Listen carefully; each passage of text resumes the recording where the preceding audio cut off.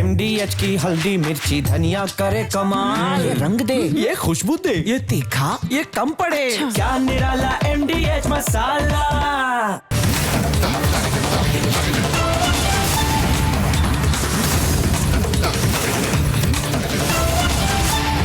पूछता है भारत को प्रेजेंटिंग MDH सुपर हींग को powered by symphony, Meghdoot, Kia Seltos, bank of Maharashtra.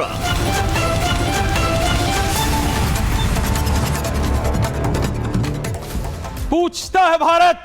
प्रणाम दर्शकों, और पूछता रहेगा भारत, पूछता रहेगा भारत जब तक जवाब नहीं मिल जाएंगे हमको उन मुद्दों के, उन विषयों के जो आपकी जिंदगी पर असर डालते हैं।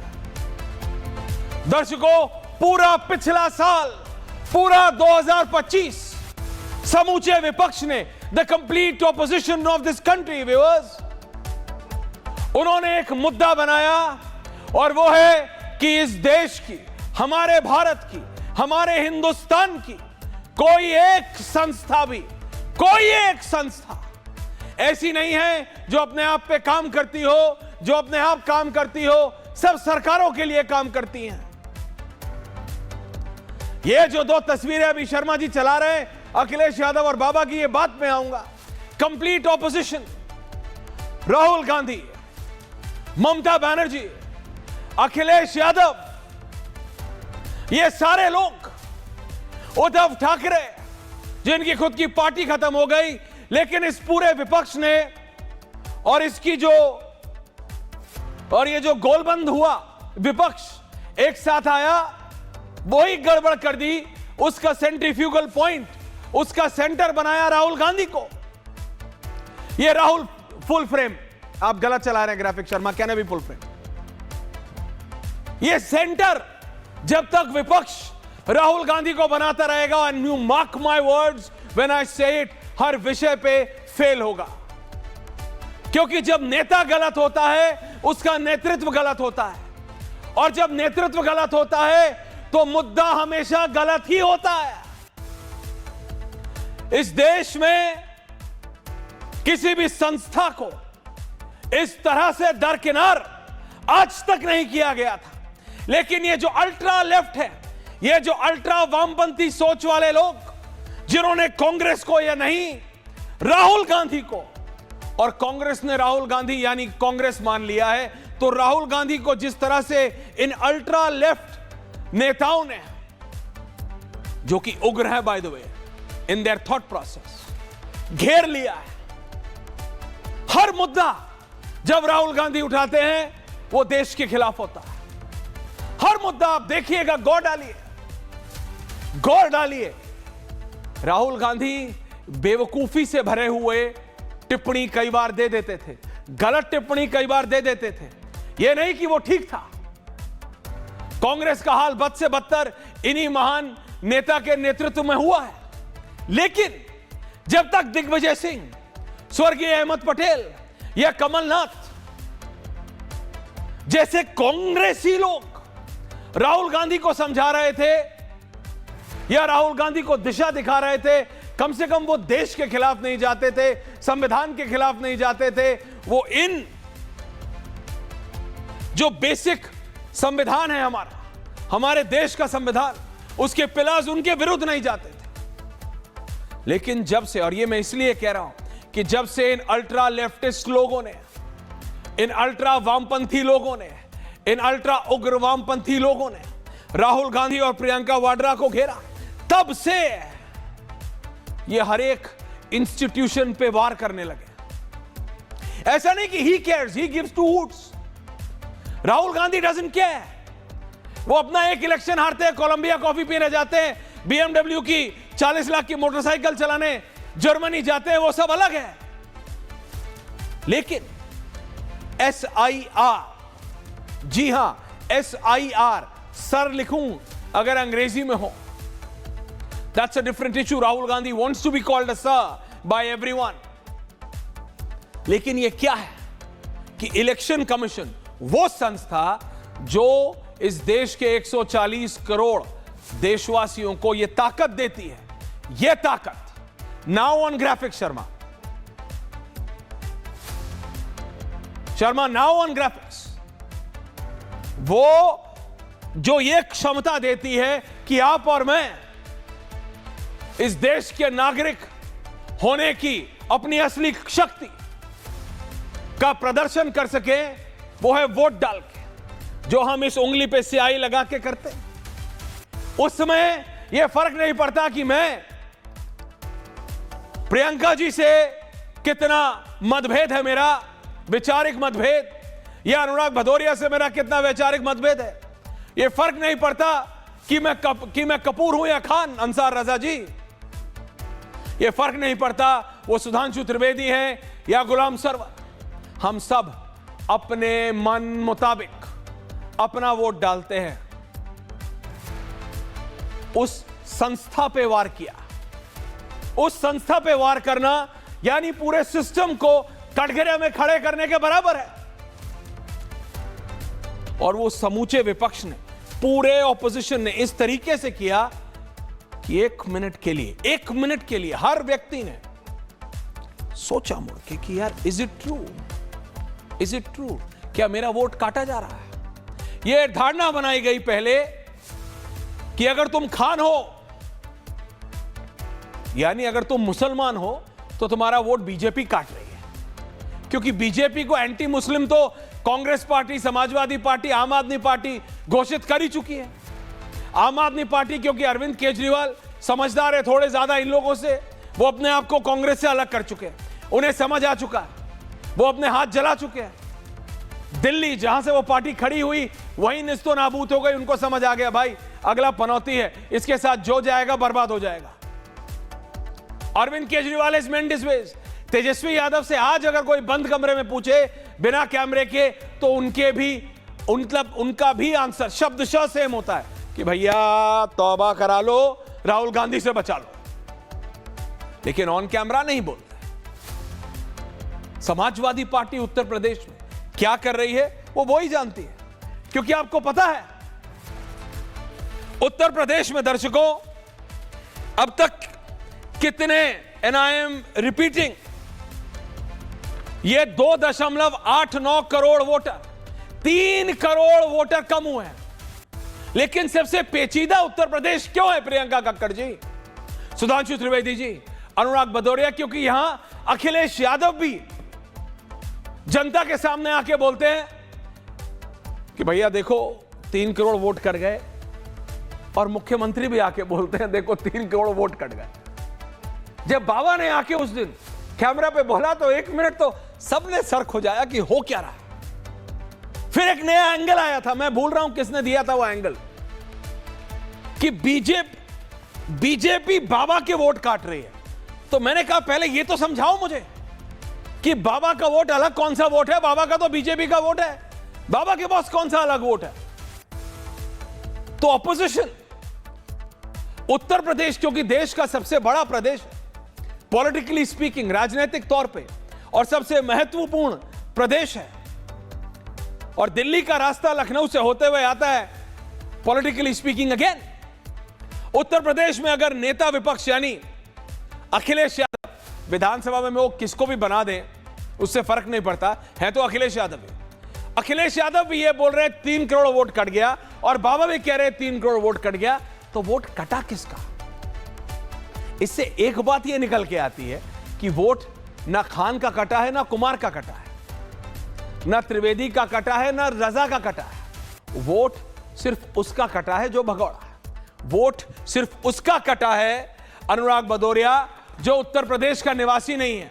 वोट सिर्फ उसका कटा है प्रियंका कक्कड़ जी जो अब यूपी में यहां रहता नहीं, या जो बिजनौर छोड़ के बरेली चला गया है, जो गाजीपुर छोड़ के गाजियाबाद आ गया है। आप समझिए, जो मुरादाबाद छोड़ के नोएडा आके रहने लगा है। 2-2 जगह वोट नहीं डाल सकते अनुराग भदौरिया, चाहे उनके पास चार्टर्ड हो या ना हो, चाहे वो एक दिन में 3 प्रदेशों में 3 जगहों पे जाते हो, it doesn't matter, he can not vote. मैं नोएडा और बिजनौर दोनों जगह वोट नहीं डाल सकता। सुधांशु त्रिवेदी दिल्ली और लखनऊ 2 जगह वोट नहीं डाल सकते। तो ये 3 करोड़ वोट कटने, मोटे मोटे 3 करोड़ वोट कटने से चिंता भाजपा में भी है और समाजवादी पार्टी में भी। पता है क्यों? लखनऊ में 12 लाख वोट कटे हैं। ब्रिजेश पाठक सोच रहे मैं जीतूंगा कि हारूंगा। अनुराग भदौरिया अभी जीतने वाली पोजीशन पे आए नहीं है, हारते ही आए हैं। तो वो कह रहे हैं यार मैं तो पहले ही हार रहा था, अब जीतूंगा कि कभी जीत नहीं पाऊंगा पता नहीं। प्रयागराज मोटा मोटा 11.5 लाख वोट कटा है अनुराग भदौरिया। कानपुर अंसार रजा जी 9 lakh plus. Agra SP Singh Baghel 8,36,00,000 vote. Ghaziabad 8.18 lakh. Bareilly 7 lakh से ऊपर। मेरठ 6.5 लाख। गोरखपुर 6.5 लाख। जौनपुर 5.5 लाख। बनारस 5 लाख से ऊपर। गौतम बुद्ध नगर 4.5 लाख। पंकज सोच रहे हो क्या रहा है? Everyone is thinking. यही तो खासियत होती है डेमोक्रेसी की, जो पूरी धारणा बनाई गई कि SIR तो नाम है, NRC हो रहा है, मुसलमानों को निकाला जा रहा है। मुसलमानों को नहीं निकाला जा रहा अखिलेश यादव जी, निकाला जा रहा है घुसपैठियों को। कोई आपके घर में अगर जबरदस्ती आके घुस जाए, मदद मांगने वालों में और जबरदस्ती घुसने वालों में जो फर्क है वही फर्क होता है एक शरणार्थी और एक घुसपैठिए में। I am not getting into this. मैं ये बता रहा हूं कि जो मोटे मोटा 3 करोड़ वोट कट रहा है उत्तर प्रदेश में, ना ये बीजेपी का है, ना ये सपा का है, ना ये हिंदू है, ना ये मुसलमान है। ये सिर्फ वो लोग हैं या तो जिनका देहांत हो चुका है, जिन लोगों ने अपनी जगह बदल ली है, या वो घुसपैठी है। Special report and then with debate.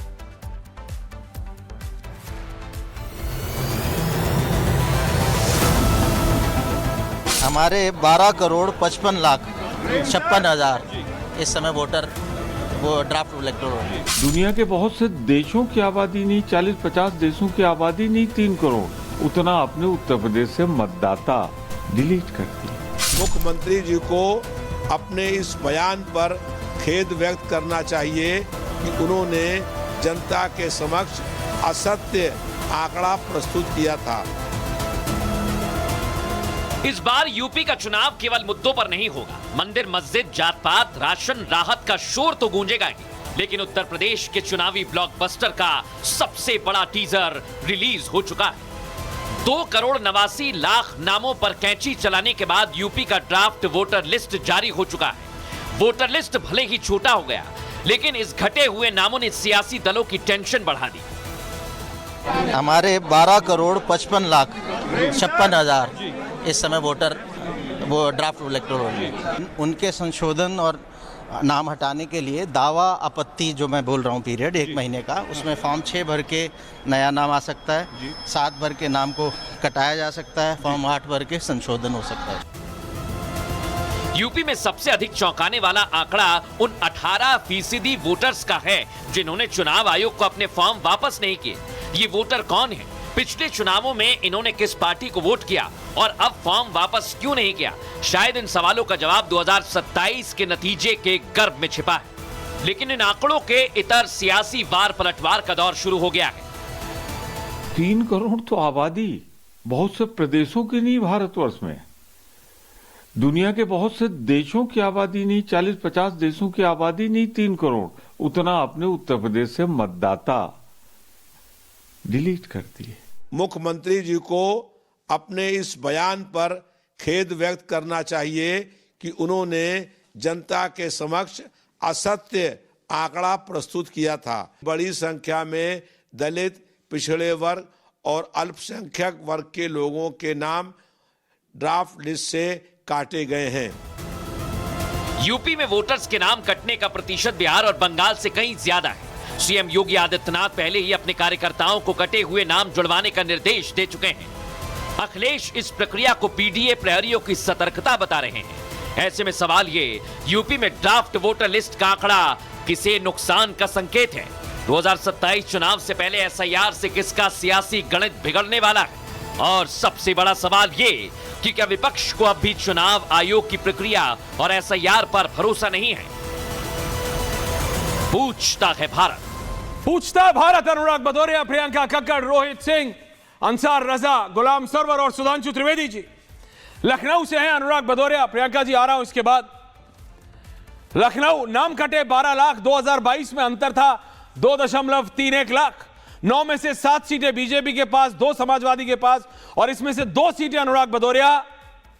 50,000 का अंतर था, ओनली 50,000। प्रयागराज 11.5 लाख, 2022 में फर्क सिर्फ 1.25 लाख वोट का था। कानपुर 2.5 लाख से कम का था। आगरा 5 लाख का फर्क था, 8 लाख वोट कटे हैं। गाजियाबाद 8.18 लाख वोट कटे हैं, 4.60 लाख का फर्क था। बरेली 7.14 लाख वोट कटा है, अंतर 1 लाख वोट का था। मेरठ 6.65 लाख वोट कटा है, अंतर सिर्फ 78,000 वोट का था। जौनपुर, अनुराग भदौरिया को जौनपुर से बहुत प्रेम है, धनंजय सिंह का नाम आता है। 5.89 लाख था, अंतर सिर्फ 36,000 था। वाराणसी, प्रधानमंत्री comes from this constituency as a member of parliament. 5.73 lakh vote, अंतर 1.86 लाख। गोरखपुर, बाबा आते हैं, रवि किशन आते हैं, 6.45 लाख, अंतर 4 लाख। अनुराग भदौरिया, या तो अब आपके पास वो है जिसे कहते हैं ना फ्यूचर बताने की, भविष्य बताने की, भविष्यवाणी करने की आपके पास क्षमता है। आपने अगर उसमें प्रोफेसर गिरी करी है तो बताइए, क्योंकि कोई नहीं बता सकता किसका वोट कटा है अनुराग भदौरिया। तो अभी तक या तो आप माफी मांगिए देश से, भारत की जनता से, कि आपने जो अभी पूरी भूमिका बनाई कि मुसलमानों का वोट काट रहे हैं, मुसलमानों का वोट काट रहे हैं, वो आप अपनी मुस्लिम यादव की राजनीति कर रहे थे, जिसका नाम आपने बदल के पीडीए कर दिया है। Anurag Bhadauria, Priyanka Kakkar, Ansar Raza and Rohit, all 4 on air. बोलिए अनुराग जी। देखिए हमारा चिंता का विषय यह है कि भारतीय जनता पार्टी हल्ला मचा रही थी कि घुसपैठिए हैं। अब तो मैं ये भी पूछना चाहूँगा, कितने घुसपैठिए आपने पाए इसमें? ये भी आंकड़ा दे देना चाहिए था कि इतने घुसपैठिए थे, वो भी बताना चाहिए था, जो नहीं बताया। जबकि हमने देखा था उत्तर प्रदेश के अंदर में, लखनऊ में मेयर साहिबा तो जब एसआईआर चल रहा था वो आई कार्ड चेक कर रही थी, और नगर निगम में जो कर्मचारी काम करते हैं उनका पेपर चेक कर रही थी। तो बताना चाहिए था ना कि ये प्रक्रिया में कितने घुसपैठिए मिले। आपने तो डिटेंशन सेंटर भी बनाए थे, लेकिन उसका कोई आंकड़ा अभी तक आया नहीं।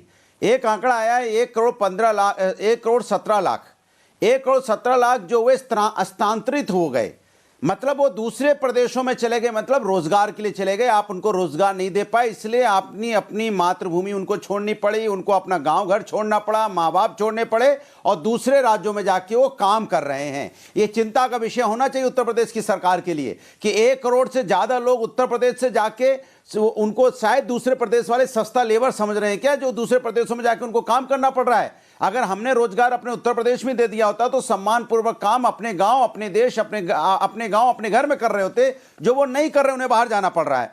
तीसरा बात इन्होंने कहा 46 लाख लोगों के इन्होंने मित्र पाए गए, इन्होंने कहा उनकी मृत्यु हो चुकी है। अगर इंडिया जो कहते डाटा फॉर इंडिया का एक वो देखा जाए तो वो कहता है प्रत्येक साल 1 करोड़ लोगों की मौत भारतवर्ष में होती है। डेटा की बात करेंगे अनुराग भदौरिया, पहले माफी मांगिए। मेरी बात सुन लीजिए। नहीं, मैंने आपकी बात सुनी। मेरी बात नहीं, आप मेरे को बताइए, कुमार का वोट कटा कि खान का, ये देखने के लिए आपके पास कौन सी प्रणाली है? दीजिए, मैंने आपको सीट के बता रहा हूं ना, मैं बता रहा हूं क्रमबद्ध तरीके से बताया। अरे सुन तो लीजिए मेरी बात, मैं क्रमबद्ध तरीके से जवाब दे रहा था, आप टोक जल्दी करिए। दूसरी बात, मैंने आपसे बोला उत्तर प्रदेश में भारतीय जनता पार्टी के नेता खुद ही कह रहे हैं कि हमारा वोट कट गया। उनके आंकड़ों के हिसाब से तो 60,000 वोट प्रत्येक विधानसभा में कटा। भारतीय जनता पार्टी तो हार चुकी, इसमें कोई दो राय नहीं है। दिक्कत हमें नहीं है वो हार रही है, लेकिन मेरी दिक्कत दूसरी है। मेरी दिक्कत राष्ट्र की है, हम राष्ट्रवादी लोग हैं। हम ये जानना चाहते हैं, मेरे को दिखता है आप लोग कितने राष्ट्रवादी लोग हैं। अगर इतने ही राष्ट्रवादी होते तो गायब नहीं हो गए होते राष्ट्र। रिलैक्स कीजिए अनुराग भदौरिया, बोलने से कुछ नहीं होता कि मैं हूं। प्रियंका कक्कड़ जी की पार्टी के नेता ने भी कहा था, अरे भाई मैं ही बेहतर हूं, ये भी गलत है, वो भी गलत है। क्या हुआ, दिल्ली में हार गए?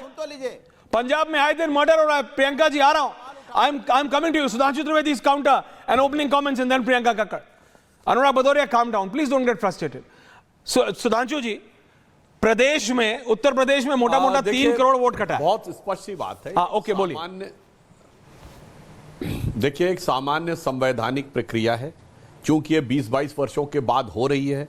उत्तर प्रदेश सबसे बड़ा राज्य है, सबसे ज्यादा जनसंख्या है, तो तुलनात्मक दृष्टि से सबसे ज्यादा संख्या यहां पर दिखाई पड़ेगी। चुनाव आयोग ने बहुत स्पष्ट रूप से पूरा विवरण दिया है कि कितने लोग मृत हैं, कितने लोग दूसरी जगह शिफ्ट हो गए हैं, कितने लोगों का डबल वोट था और कितने लोग नहीं अवेलेबल हैं। अब यहां पर बड़ा सामान्य रूप से समझना चाहिए जो अनुराग भदौरिया जी कह रहे हैं कितने घुसपैठिए। अरे भाई, चुनाव आयोग ने जो ये किया है, जो लोग गायब हैं, नहीं आ रहे हैं सामने, अपने आप किसी को समझ में आता है कि घुसपैठिए हैं या कौन है, कौन लोग हैं। जैसे बिहार में 42 लाख लोग थे, 42 लोग भी नहीं सामने आए जिनके वोट कटे, तो सबको समझ में आ जाता है ना कौन है। मान लीजिए यहां 70 लाख लोग मिसिंग हैं, अब यही समझ में आता है जो लोग अवेलेबल नहीं थे उनके नाम पर भी इस बात की संभावना रहती थी कि कोई वोट डाल दे आकर। जैसे राशन कार्ड डुप्लीकेट निकले थे, जब डीबीटी होना शुरू हुआ तो लोगों को साफ दिखाई पड़ा कि साहब ये तो फर्जी राशन कार्ड थे। कई राज्यों में, एक पूरे भारत में 4 करोड़ फर्जी राशन कार्ड मिले, यानी वो 4 करोड़ लोग थे ही नहीं जिनके नाम पे पैसा जा रहा था। और जो भदौरिया जी ने कहा कि कितने लोग दिखाई पड़े, भाई साहब, जो जब केंद्रीय गृह मंत्रालय एनआरसी करेगा तो घुसपैठिए भी दिखेंगे। इसमें तो सिर्फ आपको आभास लगता है, जैसे शहर में कितने चोर हैं ये संख्या में दिखता नहीं है। जब कोतवाल सख्त हो जाता है तो चोरी होनी बंद हो जाती है। हिस्ट्री शीटर्स की संख्या होती है, हिस्ट्री शीटर अपराधियों की संख्या होती है, मगर जो सामान्य चोर होते हैं उनकी संख्या नहीं दिखती है। हां, जब ऐसी सरकार आ जाती है, जब चोरों को लगता है सैया भय कोतवाल, अब डर काहे का, तो सब चोर उचक्के निकल के सड़क पे घूमना शुरू कर देते हैं। तो जो आपने कहा ना, बिल्कुल सही बात है। तब इतनी संख्या हो जाती है सपा के शासनकाल में कि गिनना मुश्किल हो जाता है। गली गली पे, नुक्कड़ पे, सड़क पे, चौराहे पे, छिनैती से लेके, डकैती से लेके, जमीन कब्जे से लेके, गोलियां चलने से लेके, कट्टे बम चलने तक सब कुछ दिखाई पड़ने लगता है। तो इसलिए संख्या के जो महत्व की आप बात कर रहे हैं वो अपराधियों के, हां, अब यह जरूर है, यदि इतने लोग गायब हैं और उनमें से कोई क्लेमेंट नहीं आ रहा है तो अब कोई भी समझा जा सकता है कि ये कौन लोग होंगे जो संदिग्ध और संदेहास्पद परिस्थितियों में वोटर लिस्ट में दिख रहे थे, पर वास्तविकता में भौतिक दृष्टि से वो सत्यापन उनका नहीं हो पा रहा है। प्रियंका कक्कड़ जी, संदेह और संदेहास्पद चिंता बीजेपी को भी है। आज 7:30 बजे उत्तर प्रदेश के अनुराग जी 40 दूंगा, होल्ड ऑन। उत्तर प्रदेश के मुख्यमंत्री योगी आदित्यनाथ ने बैठक बुलाई है। देखिए, वो ऑप्टिक्स, लेकिन आप लोग मीडिया पे आके कर रहे हैं, वो लोग टेंशन ले रहे हैं। क्या प्रियंका जी? ऐश्वर्या जी सुनिए, अयोध्या में जब इनकी जो हार हुई उसके बाद इन्होंने ये वोटर री इंजीनियरिंग की है अपनी, नहीं तो बार बार जो पार्टी कह रही है घुसपैठिए थे, 11 साल तक इनको अपनी नाकामी नहीं दिखी कि देश में घुसपैठिए घुसाए, इनको अपनी नाकामी नहीं दिखी। अब 11 साल में सत्ता में बने रहने के बाद इनको अपनी नाकामी दिख रही है और हर प्रदेश में जाके अपने ही लोगों को घुसपैठिए बोलते हैं। अगर आप डाटा एनालाइज करेंगे उत्तर प्रदेश का जो अब तक सार्वजनिक हुआ है, तो हिंदुओं के वोट कटे हैं, क्योंकि ये सीख चुके हैं कि इनको इस बार वोट ही नहीं पड़ने वाला, इनको वोट देने के कोई राजी नहीं है। कौन देगा जब 90 का रुपया 90 पार हो गया यूएसडी, जब देश में हर जगह जहर मिल रहा है, पानी में जहर मिल रहा है, हवा में। सुधांशु जी हंस रहे हैं, पहले प्रीएम्प्ट भी कर गए अपनी बात कि जब क्या बोली थी आपने वो हिंदी की कहावत, जब सैया भय कोतवाल तो डर काहे का, वो सुधांशु जी ने प्रीएम्प्ट किया बीजेपी को। आज अगर आप मेघालय के एजुकेशन मिनिस्टर की बात सुन ले, उन्होंने बोला कि मेघालय के बॉर्डर ओपन है, जब भी कोई बांग्लादेशी आता है हमारे देश में आराम से मार्केट में सामान खरीदता है, वापस चले जाता है, रुक जाता है। मेरे पास वो वीडियो है, आप कहेंगे तो मैं चला दूंगी।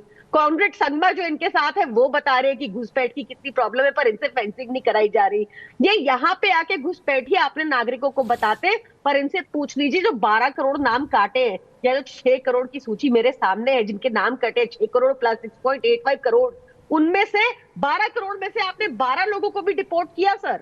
या सिर्फ घुसपैठिए का राग अलापना है और अपने ही वोटरों को चिन्हित करके आप काट रहे हैं, क्योंकि इस बार आपको दिख गया कि अयोध्या के बाद आपका पूरे देश में हाल क्या होने वाला है अगर आप ये इंजीनियरिंग नहीं करोगे। 27 साल तक आप दिल्ली में नहीं जीत पाए, आपने हमारे टॉप नेताओं को जेल में डाल दिया। अरविंद केजरीवाल जी ने जब उजागर किया कि किस तरह ये वोटर एडिशन, किस तरह से वोटर डिलीशन करते हैं, तो ये स्मार्ट हो गए।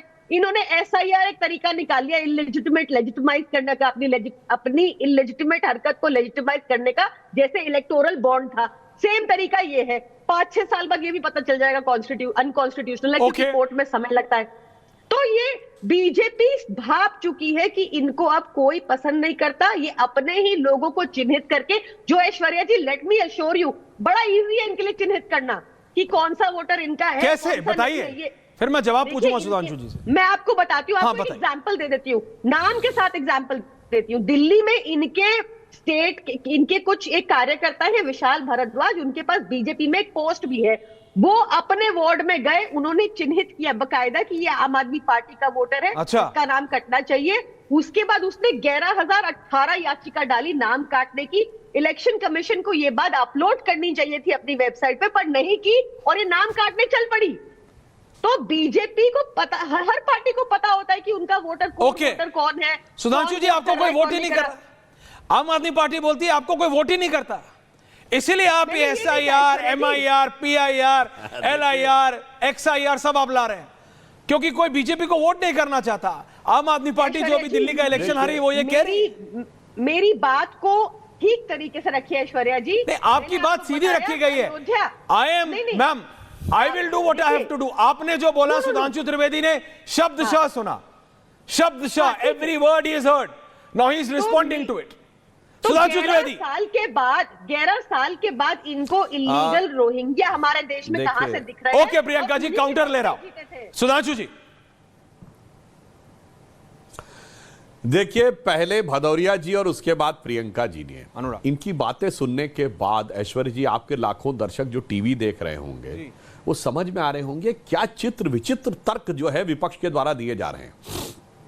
जो कल तक कहते थे कि उनका वोट काटा जा रहा है, वोट चोरी कह रहे थे, आज उन लोगों के प्रवक्ता आकर एलानिया कह रहे हैं कि भाजपा अपना वोट चोरी करवा रही। अद्भुत तर्क देते हैं भाई, इन लोगों की अपरिमित मेधा की कोई बराबरी नहीं कर सकता है। मतलब अभी तक ये कह रहे थे, बाकायदा नारा लगाते थे संसद में कि भारतीय जनता पार्टी वोट चोरी कर रही है, अब कह रहे हैं भारतीय जनता पार्टी अपना वोट कटवा रही है। भाई साहब, आपने चुनावों के दौरान वोट कटवा पार्टी सुना होगा, पर ये लोग पहली बार ऐसा अद्भुत ज्ञान दे रहे हैं कि कोई पार्टी अपनी पार्टी का वोट कटवा रही है। मुझे लगता है वोट कटवा ऐसा किसी को समझ में आ सकता है।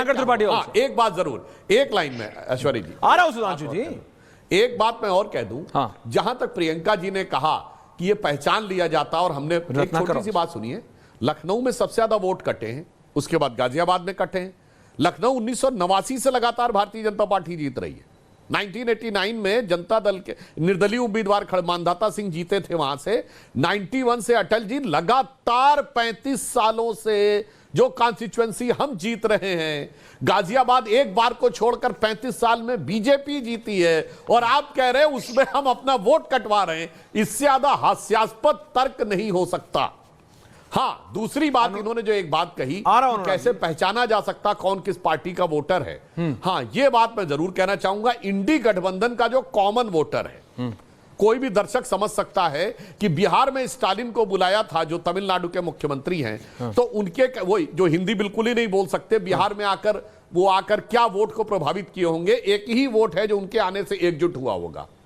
ममता बनर्जी जी और अखिलेश यादव जी के बीच में कोई ना अखिलेश यादव जी के नाम पे बंगाल में वोट मिलने वाला, ना ममता बनर्जी के नाम पे यूपी में। एक ही वोट है जो उनके आने से एक हुआ होगा।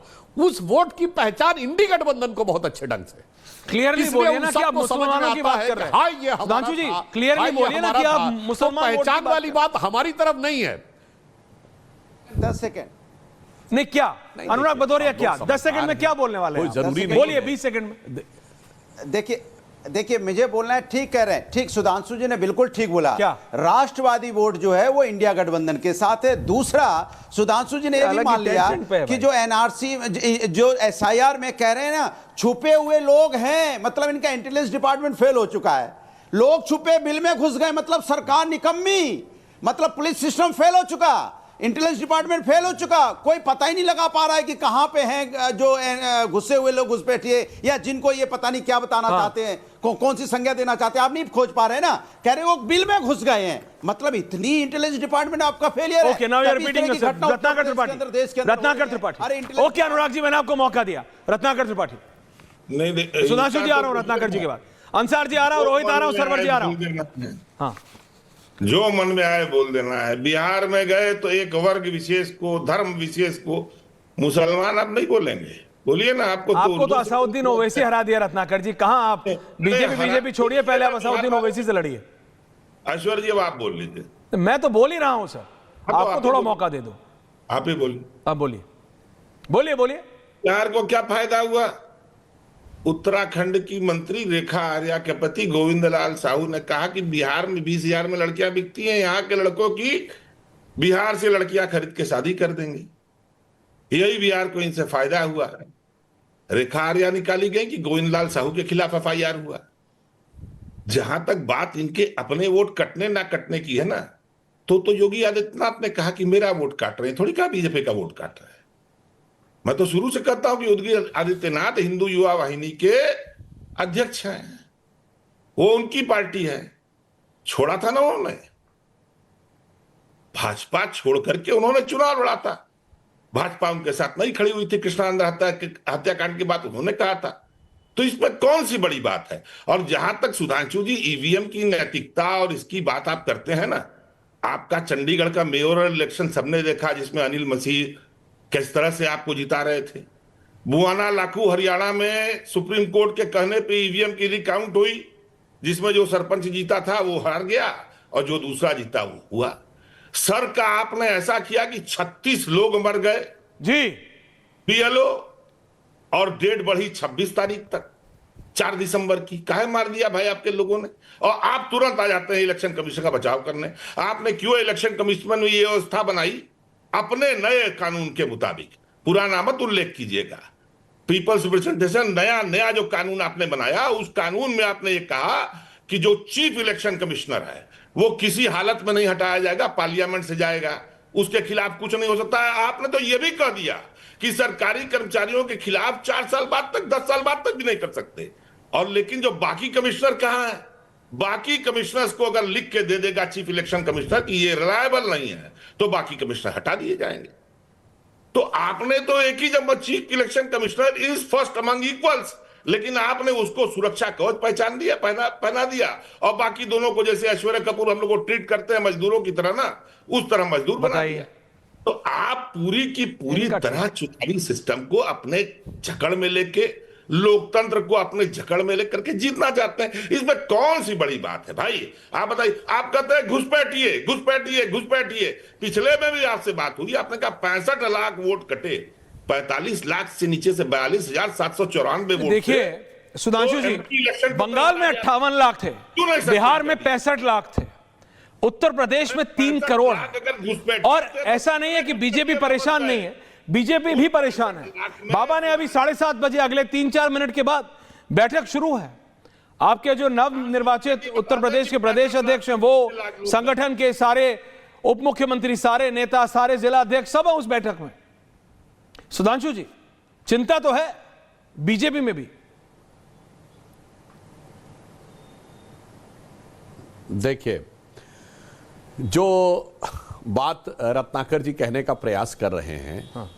अब मैं इनको ये बात बताना चाहता हूं। देखिए, जैसे SIR की प्रक्रिया हुई तो पता चला कि ये लोग कितने लोग गायब हैं। ऐसे NRC होगी तो एक एक व्यक्ति आइडेंटिफाई हो जाएगा कि कौन कहां पर है। आप लोगों ने जैसे SIR का विरोध का, NRC तो होने नहीं दिया, इस कारण से समस्या हुई। और परेशान न होइए, अभी आपकी वोट चोरी का पूरा असलियत खेल उजागर करते हैं। इतनी लंबी लंबी बातें कांग्रेस वाले करते, मैं विनम्रता से पूछना चाहता हूं, पिछले 30 सालों में आपकी आखिरी बार सरकार 1985 में आई थी उत्तर प्रदेश में, तब कांग्रेस के 290 के आसपास, 280-90 के आसपास सीटें आई थी। अब जरा पिछले 35 सालों का एक मौका बताइए जब कांग्रेस ने 25-30 सीटें भी जीती हो उत्तर प्रदेश में, बताइएगा। फटक चंद गिरधारी, ना लुटिया ना थारी, एक सीट है इनके पास, कहेंगे वोट चोरी हो गया, वोट चोरी हो गया, वोट चोरी हो गया। बिहार में मैंने ये बताया था कि 1990 में 71 सीटें के कांग्रेस को 24% वोट मिला था और 167 सीटों पर जमानत जब्त हुई थी। उससे गिरते गिरते 2010 में 4 सीटें 6% वोट और 231 पे जमानत जब्त हुई। फिर कहते हैं वोट चोरी हो गया, वोट चोरी हो गया, वोट चोरी हो गया। अब मैं पूछना चाहता हूं, बंगाल में कांग्रेस की कितनी सीटें? 0।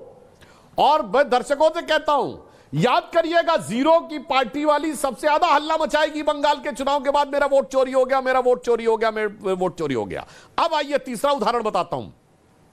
केरल में एक बार एलडीएफ की सरकार आती थी, एक बार यूडीएफ, मतलब एक बार कम्युनिस्ट गठबंधन की सरकार, एक बार कांग्रेस गठबंधन की सरकार। ये पिछले 40 साल से चल रहा था, 40-45 साल से कांग्रेस केरल में। पहली बार जैसे राहुल गांधी जी के चरण पड़े केरल की धरती के ऊपर और कांग्रेस की छाती के ऊपर, पहली बार ऐसा हुआ कि कांग्रेस लौट के नहीं आई, कम्युनिस्ट गठबंधन दोबारा लौट आया। तो मैं रत्नाकर जी से पूछना चाहता हूं, केरल में आपका वोट किसने चोरी किया है? केरल में तो हम नहीं आए हैं, हमारी तो एक सीट आई है। केरल में कम्युनिस्टों ने आपका वोट चुराया है क्या? अब आइए, केरल का भी नगर निगम का चुनाव हुआ, यह तो राज्य के चुनाव आयोग ने कराया है। अब मैं पूछना चाहता हूं, क्या राज्य के चुनाव आयोग की मतदाता सूची में केंद्र के चुनाव की मतदाता सूची से कोई अंतर था या नहीं? बताइए हां या ना। अब आइए, तिरुवनंतपुरम तो हम जीते हैं, बाकी जगहों पर तो कांग्रेस ने बेहतर प्रदर्शन किया कम्युनिस्टों से। अब बताइए, कम्युनिस्ट का वोट क्या कांग्रेस ने चुराया केरल में नगर निगम में, और विधानसभा में क्या कम्युनिस्टों ने कांग्रेस का वोट चुराया? और वहां तो राज्य के चुनाव आयोग ने कराया है। ये 4 उदाहरण देने के बाद एकदम शीशे की तरह साफ हो जाता है इनका झूठ। हम कह रहे हैं चुनाव आयोग का बचाव नहीं कर रहे हैं। भाई साहब, आप अपना बचाव करके दिखाइए। यूपी में कुछ नहीं, 1 सीट, बिहार में 4 सीटें थी, इस समय 6 सीट हैं, बंगाल में 0 सीट, केरल में कम्युनिस्टों से हारे और कह रहे वोट चोरी किया भाजपा ने। जवाब दीजिए।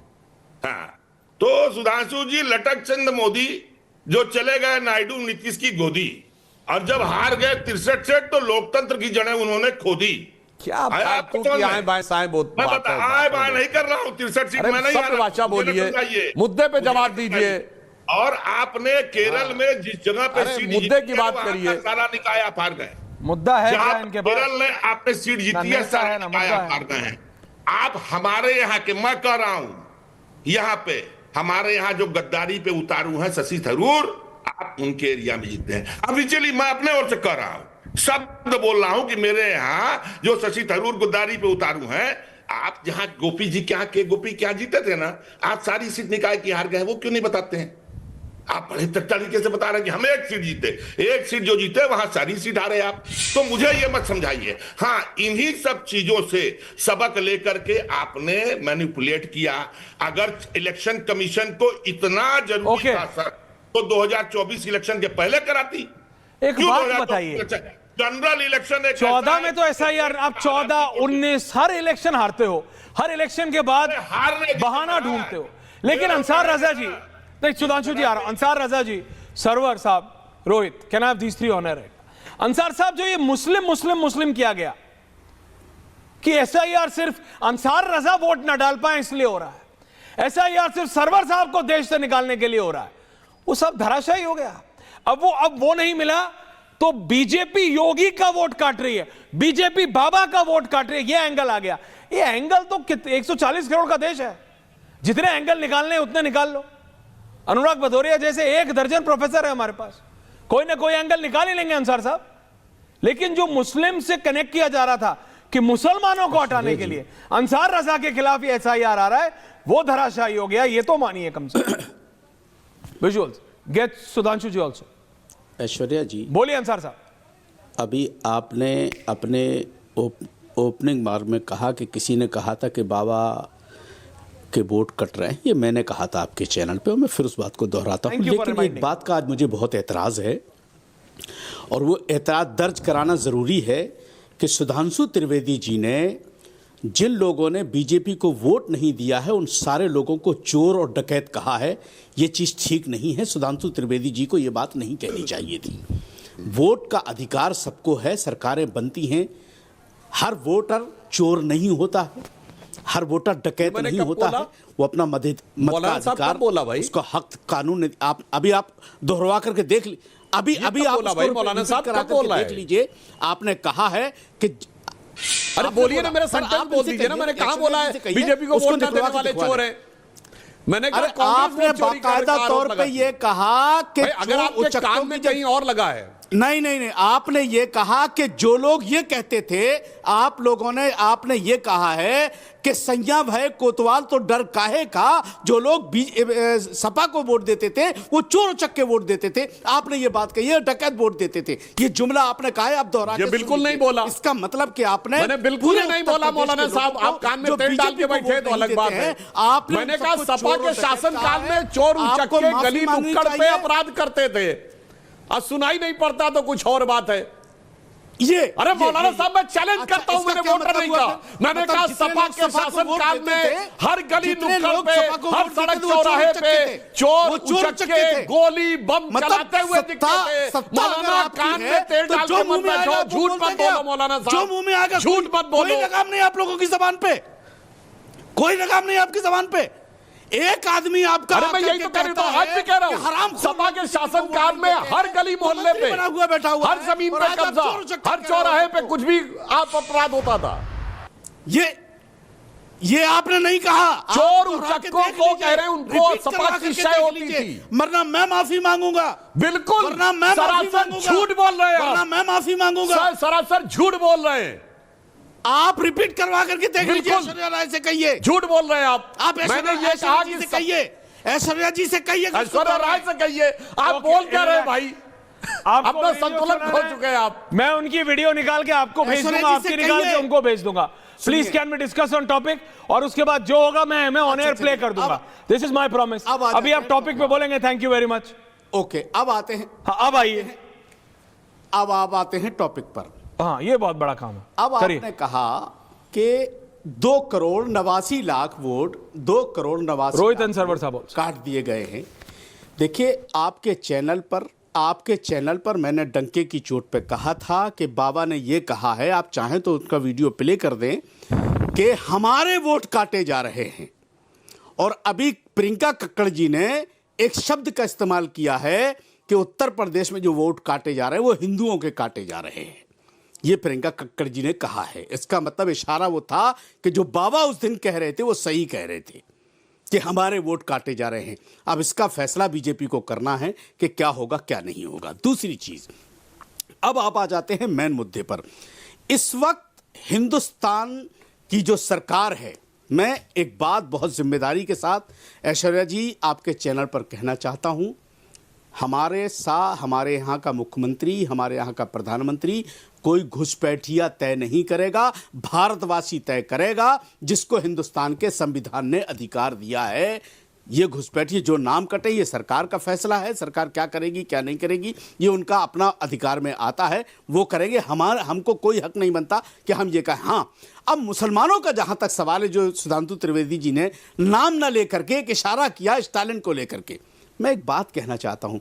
सुधांशु त्रिवेदी जी, क्या मुसलमान हिंदुस्तान का नागरिक नहीं है क्या? जो इधर उधर से आप लोगों को मौका मिलता है, बस आप तमाचा मार के निकल जाते हैं, सिर्फ मुसलमानों पर निशाना। आप क्या समझते हैं देश के हिंदुओं को? देश का हिंदू क्या बेवकूफ है क्या? उसको अकल नहीं है कि आप कहां क्या बात कर रहे हैं? सरवर साहब आ रहा हूं, रोहित आ रहा हूं। आप क्यों हिंदुओं की बात कर रहे हैं ताकि मुसलमान आप क्यों इस तरह की बात करते हैं? अरे आप सरकार हैं, मोदी जी सरकार हैं, और हमें मोदी जी से वो उम्मीद होती है कि वो पूरे देश की बात करें। जब वो 80-20 की बात करने लगते हैं, शमशान कब्रिस्तान करने लगते हैं, तब ये सवाल खड़े होते हैं। वो देश के प्रधानमंत्री हैं, उनकी जबान से वो बात निकलनी चाहिए जो सबके लिए हो, सबके लिए हो। ओके रोहित, के लिए ना हो। सरवर साहब आ रहा हूं। उसके प्रधानमंत्री भेदभाव करेगा तो बोलो रोहित, क्या भेदभाव होगा? बोलिए रोहित। पूछिए ना। ऐसा है, ग्राफिक्स, जितने देश के लिस्टेड महाचोर हैं उनके कपार में SIR नाम के महत्वपूर्ण विषय से अपेंडिक्स का दर्द कबर गया है। हमारे गृह प्रदेश बिहार में जब लोकतंत्र का महापर्व बिहार विधानसभा का चुनाव हो रहा था, क्या सरवर जी, तो कन्विक्टेड चार्जशीटेड गठबंधन के चोर नेता लालू यादव जी सबसे ज्यादा बेचैन हो गए थे। अब लोग कहेंगे कि लालू यादव को चोर काहे कह रहे हैं? भाई, बाबा साहब अंबेडकर जी के संविधान ने माननीय न्यायपालिका के विधि विधान से लालू यादव जी को कन्विक्टेड करार दिया है, मतलब चोर कहा है। लालू यादव जी ने गाय भैंस मुर्गी बकरी का दाना निवाला चारा चुरा लिया। अब देख रहे हैं कि लालू यादव को जो बीमारी थी वही बीमारी बंगाल में आदरणीय ममता बानर्जी को हो गया है। उत्तर प्रदेश में समाजवादी पार्टी के जो निजाम कहिए, सदर कहिए, स्वर्गीय नेताजी जिन्होंने राम मंदिर निर्माण आंदोलन के कारसेवकों पर गोलियां चलवाई, उनके जो साहिबजादे हैं श्रीमान अखिलेश यादव जी को भी दर्द कबर गया है। अब इस दर्द का कौन सा उपचार होगा? अब आयुष विभाग के बड़े प्राध्यापकों से परामर्श करना होगा कि देश की जो ऋषि कृषि परंपरा का प्रतीक आयुष है, उसमें कोई यूनानी आयुर्वेदिक इलाज हो जिससे इन लोगों को एसआईआर से जो आपत्ति उखड़ी है कपार में अपेंडिक्स के रूप में, उसका स्थायी समाधान हो। देश के चुनाव आयोग के ऊपर लगातार विपक्ष में बैठे राजनेताओं के द्वारा, राजनीतिक दलों के द्वारा गलत बयानबाजी दिया जा रहा है। आज विपक्ष के नेताओं को कभी सुप्रीम कोर्ट पर सवाल होता है, कभी हाई कोर्ट पर सवाल होता है, कभी इलेक्शन कमीशन ऑफ इंडिया पर सवाल होता है।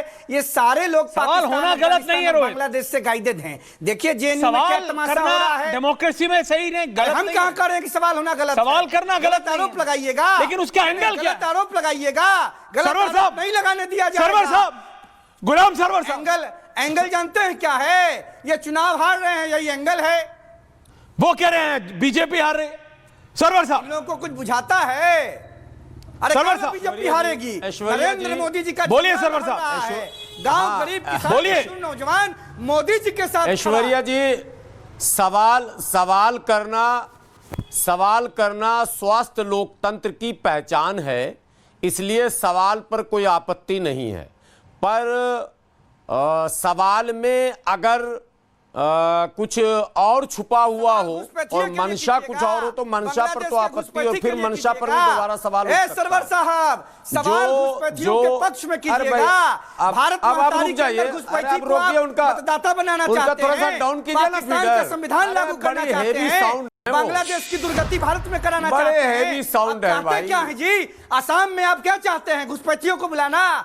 बंगाल में क्या चाहते हैं? उत्तर प्रदेश में क्या चाहते हैं? बिहार में क्या चाहते हैं? बांग्लादेश नहीं बनेगा भारत महतारी का देश, नहीं बनेगा पाकिस्तान भारत के जरा सा कहां बना रहा है रोहित? आक्रमण को रोकिए थोड़ा। क्या चाहते हैं आप? आप बांग्लादेश का कानून आक्रमण को रोकिए थोड़ा।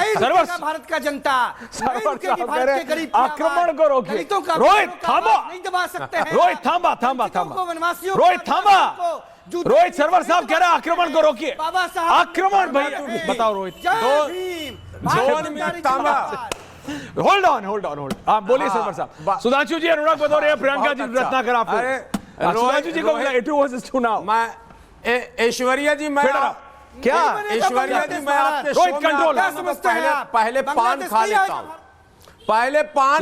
हूं, ताकि मूड एकदम फ्रेश रहे। चूंकि रोहित जी रहते हैं उसमें, रोहित जी का बहुत अनुराग भदौरिया धुआंधार बैटिंग होने लगता, बगैर शतक के ये मानते ही नहीं है।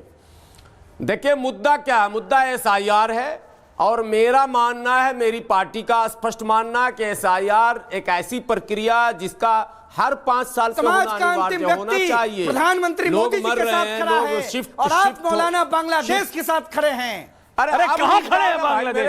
पीछे अशोक की लाट रखी है। रोहित, अगला पीस पार्टी में है यार। अरे बांग्लादेश में नहीं है अगला। अरे अभी टीवी अफगानिस्तान के साथ, अभी यार भारत में खड़े हो, अभी रुक जाओ। अरे अब्दुल कलाम, अरे सरवर साहब के पीछे अशोक की लाट है भाई। खान के साथ खड़े होइए। ये नहीं मानने का जब तक आपको बांग्लादेश में नहीं खड़ा करेगा। और भारत में खड़े हैं अभी, ये नहीं मानने का है। ये नहीं मानता भारत के स्टूडेंट। अगला नहीं मानता भाई, मैं क्या करूं? अगला मान के नहीं दे रहे। Relax, Rohit control. एक संवेदनशील विषय है। प्रियंका जी को लाइए। आरोप प्रत्यारोप की एक लंबी सूची रही है। देखिए, आरोप प्रत्यारोप की लंबी सूची रही प्रियंका जी, लेकिन एक बात ऐश्वर्या जी, मैं अपनी राय आपको बता दूं। क्या? वो ये है कि इसमें निसंदेह सुधांशु जी बैठे हैं, और क्या सपा के भी प्रवक्ता बैठे हैं, आपके मित्र अनुराग। नो डाउट ये कह दूं, दोनों तरफ से राजनीति हो रही है। एसआईआर होना चाहिए, होना चाहिए, और हमारी पार्टी का, हमारा व्यक्तिगत मानना है कि हर 5 वर्ष पर होना चाहिए। लेकिन एसआईआर के नाम पर दोनों तरफ से राजनीति की जा रही है। एक व्यक्ति मुसलमानों को ढाल बना के आगे बढ़ रहा है, बस आप ही हैं जो राजनीति नहीं कर रहे हैं ना। है वो इमोशनल कार्ड खेल रहा है कि साहब हम घुसपैठिए पकड़ रहे हैं, हम डिटेंशन सेंटर बना रहे हैं। ये सब डिटेंशन सेंटर या घुसपैठिया का एसआईआर से कोई लेना देना नहीं। सुधांशु जी, क्विक काउंटर, उसके बाद एंडिंग कमेंट्स ले रहा हूं। Sudhanshu ji, quick counter. Thank you everyone on है। Priyanka ji coming to after this. Anurag Bhadauria coming to. देखिए, मौलाना अंसार रजा ने जो बात बोली कि कोई घुसपैठिया इस देश में सरकार नहीं तय करेगा, तो मैं मौलाना साहब के संज्ञान में डाल देना चाहता हूं 2024 के लोकसभा में सबसे बड़ा मार्जिन ऑफ विक्ट्री किस लोकसभा से आया है आपको पता है? असम की धुबरी सीट से कांग्रेस के रकीबुल हसन 10,25,000 से जीते हैं। और असम का धुबरी, बरपेटा, करीमगंज का वो इलाका धुबरी को, मैं नहीं कह रहा हूं, असम के मुख्यमंत्री हेमंत बिस्व शर्मा ने कहा कि मिनी बांग्लादेश है। पिछले 30 साल में सबसे बड़ा डेमोग्राफिक परिवर्तन जिस सीट पे आया है, उस सीट से कांग्रेस ने रिकॉर्ड विक्ट्री हासिल की है, राहुल गांधी से 3 गुना बड़ा। बाकी दर्शक अपने आप अंदाजा लगा सकते हैं कौन किसके लिए सरकार बनाने में लगा हुआ है।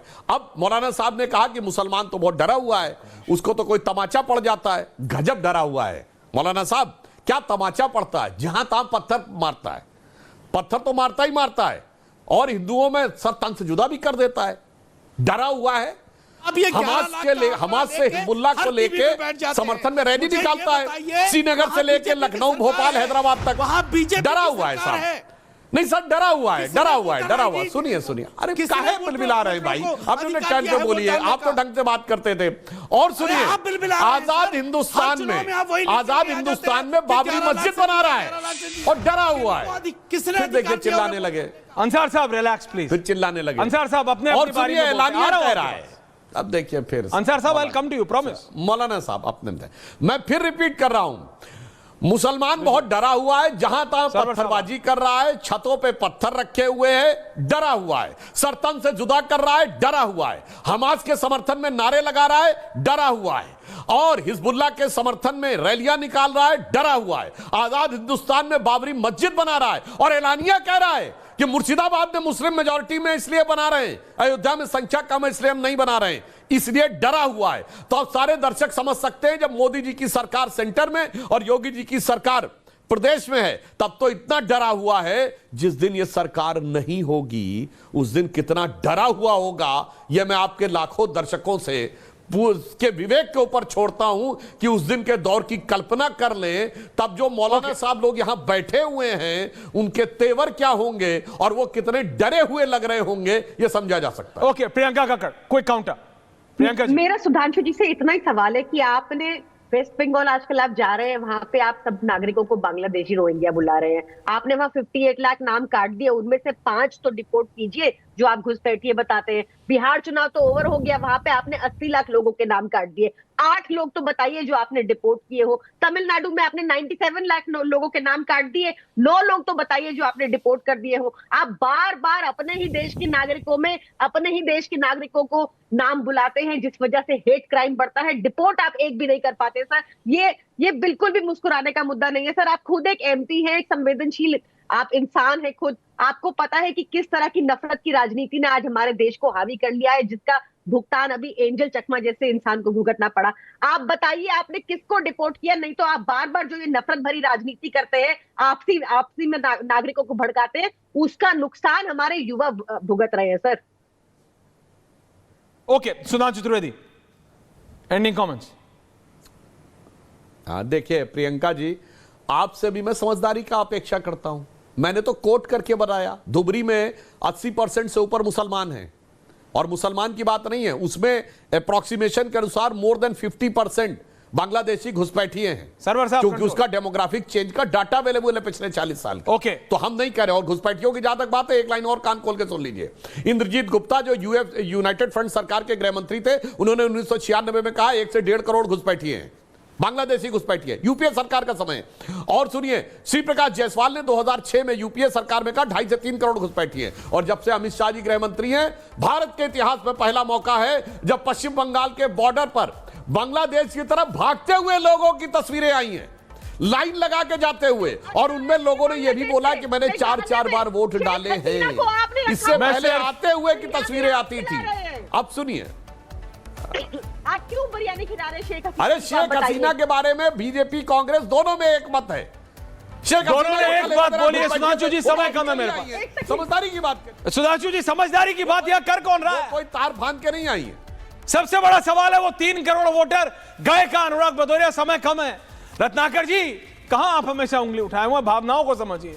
नहीं हो पा रहा है, कुछ नहीं हो पा रहा है, सीट नहीं है। रत्ना, अनुराग भदौरिया, मेरा मन तो बहुत है बोलूं, अगला सवाल तब लूंगा जब आप हरे के अलावा कुछ और पहनेंगे, लेकिन दिक्कत यह है ऐसा बोल दिया तो जन्म जन्मांतर तक आपसे बात होगी नहीं। बहुत बहुत धन्यवाद आप सबका। आज पूछता भारत में इतना ही, नमस्कार। और आज पूछता है भारत में इतना ही दर्शकों, मिलते हैं बहुत जल्द। पर उससे पहले आपको यह बता दूं कि जिंदगी एक सेलिब्रेशन है, life is a celebration viewers.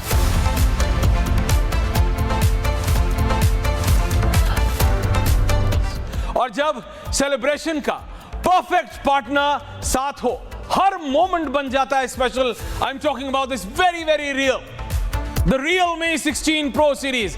It's a mega phone with 200 megapixel portrait master. It's an amazing phone with an amazing feel. I must tell you, the color is amazing. It feels good. It feels really really suave.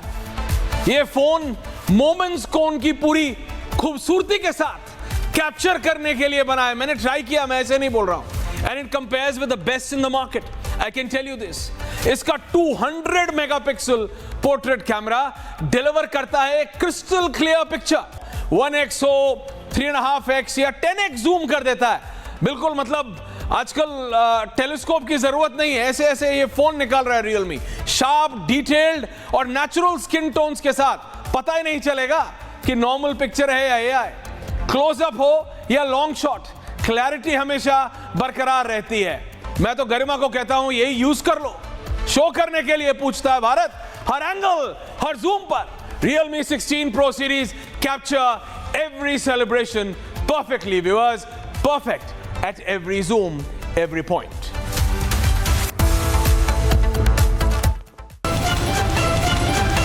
अब आया असली स्वाद। अब आया स्वाद। जब स्वाद के पड़े हो लाले तो MDH का चंकी चाट मसाला डालें। MDH का चंकी चाट मसाला। MDH